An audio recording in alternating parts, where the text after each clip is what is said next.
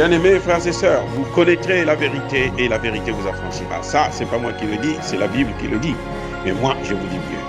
Vous connaîtrez la vérité historique, notamment celle de vos ancêtres kémites, et vous aurez une vision globale de ce que c'est que la vraie souveraineté politique. J'ajoute, vous reviendrez à la spiritualité africaine ancestrale et vous comprendrez les enjeux de l'indépendance économique. Et pour terminer, vous accepterez votre identité culturelle kémite et vous obtiendrez deux choses. La première, c'est la paix. La seconde, c'est le développement, à une condition. L'unité de toute l'Afrique noire, l'unité de tous les Noirs du monde entier. Otep à tous, bienvenue sur la chaîne des panafricanistes par essence, par conviction et par excellence. Celle des citoyens kémites par nécessité et obligation de combat. Nous sommes une chaîne qui n'est guidée que par nos ancêtres et rien que par les ancêtres qui appartiennent à l'égrégore du monde noir. Par conséquent, nous ne croyons en aucun Dieu venu de l'étranger. Toutefois, cette vidéo n'est aucunement destinée à inciter à la haine ou à la violence, car nous menons un combat qui est d'abord et avant tout spirituel, intellectuel et démocratique. Ensuite, il est politique, géopolitique et géostratégique. Contre l'impérialisme, le colonialisme, le néocolonialisme et l'endocoloniat, qui sont tous qualifiés de crimes contre l'humanité. Nous menons ce combat sur la base du principe fondamental que nous avons hérité de nos ancêtres kémites, qui est celui de la Mahat, c'est-à-dire solidarité, vérité et justice. Vous êtes donc en droit de connaître la vérité et nous avons l'obligation de vous dire la vérité, rien que la vérité, afin que justice soit rendue au continent africain. Et ça, c'est notre modeste contribution dans cette noble lutte en faveur de la souveraineté, la dignité, la solidarité et l'unité africaine. Et c'est exactement ça que nous appelons le panafricanisme. Bien-aimés frères et sœurs, sommet Afrique-USA ou USA-Afrique, c'était la dernière occasion pour les États-Unis d'Amérique de montrer leur mépris à l'égard des Africains, des dirigeants africains. Il y a certains dirigeants africains qui étaient bien contents, comme Macky Sall par exemple, qui tournait avec un gros sourire dans de nouvelles relations avec les États-Unis. On va nous aider, on va nous donner l'argent. Parce que l'argent des États-Unis, là, ce sont eux qui viennent travailler ça. C'est-à-dire que je n'ai jamais vu des dirigeants qui ne comptent que sur d'autres pour mener leur... C'est comme si vous êtes un chef de famille et pour nourrir votre femme et vos enfants, vous comptez sur votre voisin qui va travailler, qui revient. Vous ne travaillez pas. Vous êtes là à la maison en train de regarder la télévision et vous attendez que le voisin, quand il vient, il revient du travail, qu'il fasse quelque chose pour donner à votre femme et à vos enfants. C'est incroyable. Des mendiants internationaux. Les chefs d'État africains sont partis là-bas pour faire la manche. Ils sont venus aux États-Unis là pour faire la manche. Pour quémander. Tout cela, comme vous les voyez là, tous ou presque. Tous ou presque. Parce qu'il y en a un qui est sorti du lot. Là, définitivement, lui, c'est fini, il n'est plus dedans.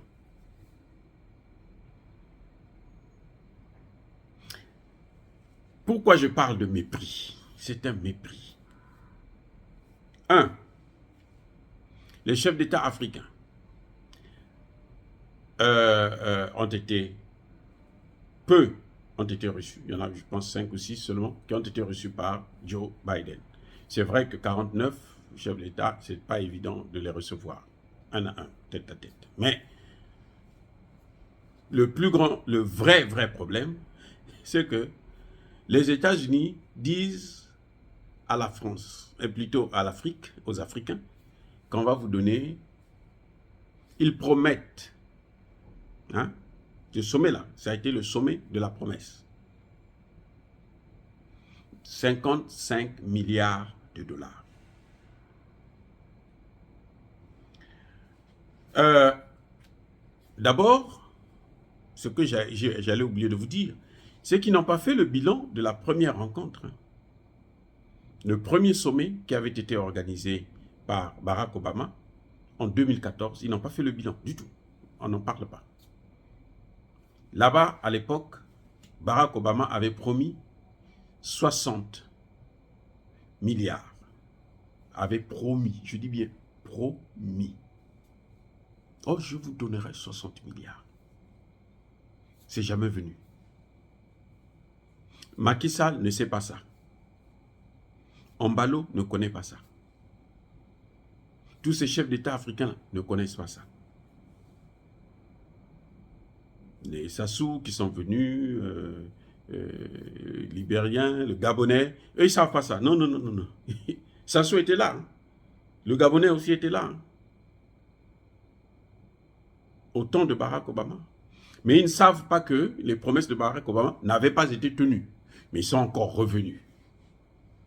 Vous voyez? C'est-à-dire que c'est incroyable. C'est facile d'avoir les Africains. Des mots seulement. On va vous donner. Et comme surtout qu'on va leur donner de l'argent gratuit pour mettre dans leur poche, c'est pas la peine. Vous les attrapez comme des mouches. Cette fois-ci encore, 55 milliards. Le temps a changé. 55 milliards en 3 ans. 1 an, 2 ans, 3 ans, 3. Pour 49 États. Je vous ai fait le bilan la dernière fois, dans une de mes vidéos, où j'expliquais, voici ce que ça donne. Combien chaque pays pourra recevoir par an. Et qu'est-ce que chaque pays peut faire avec ça? Rien du tout. Donc, les calculs que nous avons fait la dernière fois montrent que cet argent-là, aucun pays ne peut même construire une route bitumée, une autoroute d'une ville à une autre, de 100 km, 200 km. C'est pas possible, c'est trop peu, ça ne sert à rien. C'est juste de l'argent pour organiser des fêtes quand ils reçoivent leurs homologues, quand ils veulent manger. C'est de l'argent de poche qu'on appelle ça. Mais voyez ce qui se passe. La Chine aujourd'hui investit à hauteur de 300 milliards en Afrique chaque année. 300 milliards.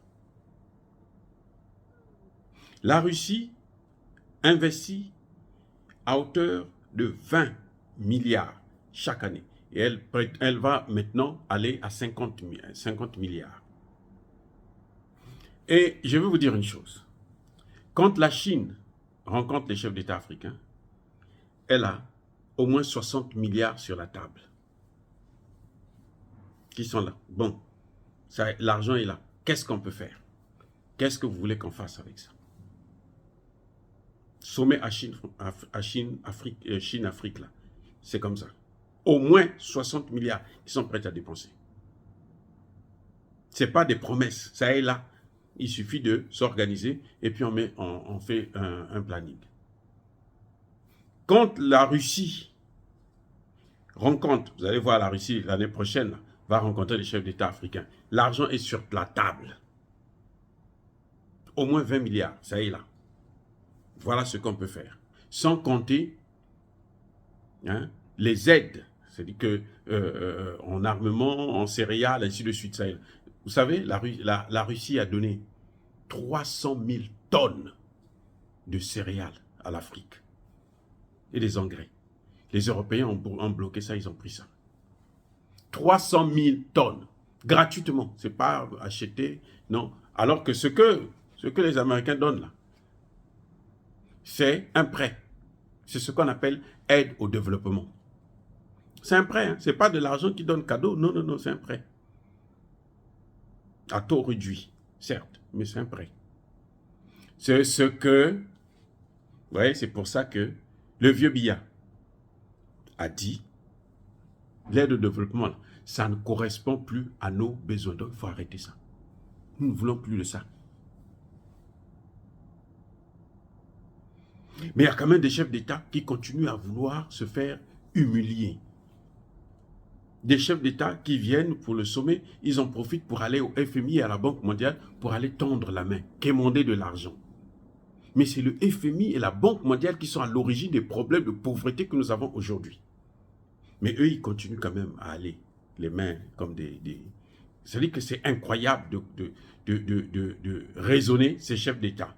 Bon, je comprends que la plupart de ces chefs d'État n'ont pas comment dirais-je, ils n'ont pas été élus normalement. C'est vrai. Mais quand même, essayez de suivre le mouvement de la jeunesse de vos populations qui revendiquent maintenant autre chose, qui veulent leur souveraineté. Et là, aujourd'hui, on a vu, par exemple, lors de ce sommet, le président camerounais dire, vous savez, dans son discours, j'ai écouté encore son discours, à la fin là, il dit, il est invité au débat, hein, aux travaux, de comment il faut faire pour développer l'Afrique. Quels sont les problèmes, les préoccupations de l'Afrique? Il est invité à participer aux travaux. Il dit, à la fin de son discours, vous allez entendre le président Paul Biya dire bonne chance. Il souhaite bonne chance aux organisateurs et à ceux qui vont travailler. Je vous souhaite bonne chance dans ce que vous faites. Ça veut dire que moi, je ne suis plus là-dedans. Ça veut dire que quand on lit bien, quand on réécoute, quand on comprend le discours de Paul Biya, il vous dit, l'aide au développement, on n'a plus besoin de ça. Nous voulons la transformation de nos matières premières, sur place, pour créer des emplois à notre jeunesse. Et nous voulons notre souveraineté monétaire. Aussi simple que ça. Voilà les grands points que le président Biya a présentés, ici à New York, et plus tard à Washington. Donc, les chefs d'État africains n'ont plus de raison de continuer à rester dans le même système. Vous voyez, ils sont venus, ils se sont fait mépriser alors que le temps a été lancé, puisque le président Biya a parlé le 13. La rencontre a commencé il a parlé le 12, la rencontre a commencé le 13. Donc, ils sont informés que voilà le temps, comme ils n'ont pas pris le soin de se préparer ensemble, et puis pour avoir parlé d'une même voix, ben, chacun vient pour quémander sa part de gâteau. Mais lorsque le président Biya a parlé, ils devraient être tous au courant, ils sont des conseillers. Ils font quoi? Ils les accompagnent seulement pour les pères diem, non, les frais de mission, c'est tout. C'est quoi ça? Vous voyez? Et c'est pour ça que les Américains les humilient. Parce qu'ils ne se font pas respecter. Pour être respecté, il faut être respectable. Et pour être respectable, il faut d'abord commencer par se faire respecter soi-même et de respecter l'autre. Sinon, l'autre ne te respectera pas. Les Africains ne se font pas respecter. C'est pour ça qu'ils ont été méprisés. C'est pour ça qu'on continue à les humilier, à les traiter comme des moins que rien, des voyous. Les chefs d'État africains, les Américains que vous voyez là, au Sénat américain, on les considère comme des voyous. Mais Donald Trump l'a dit. Donald Trump l'a dit ouvertement. Ils se sont plaints, ils se sont plaints. Regardez, ce sont les premiers à courir quand on les appelle. Ce sont les premiers. Parce qu'ils ne se font pas respecter.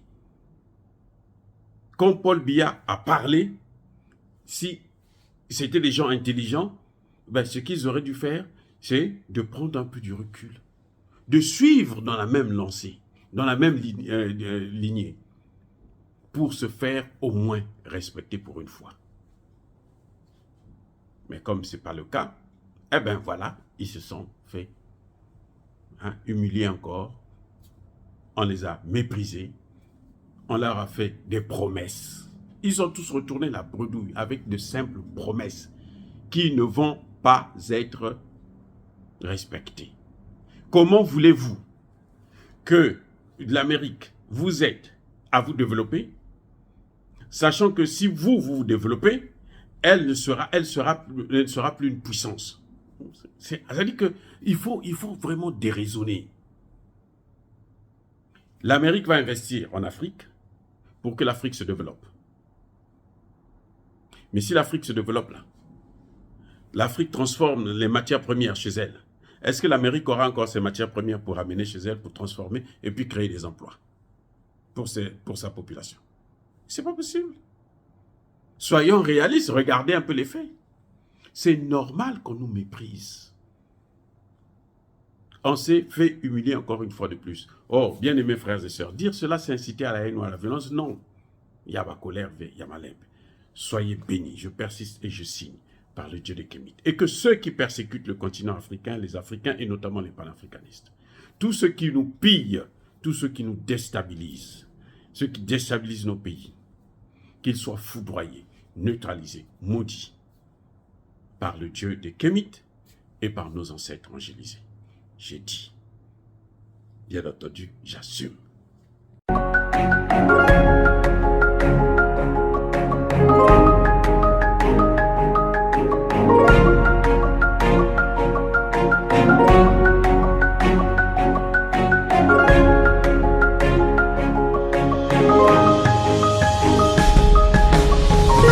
Eux, ils marchent par la foi et non par la vue.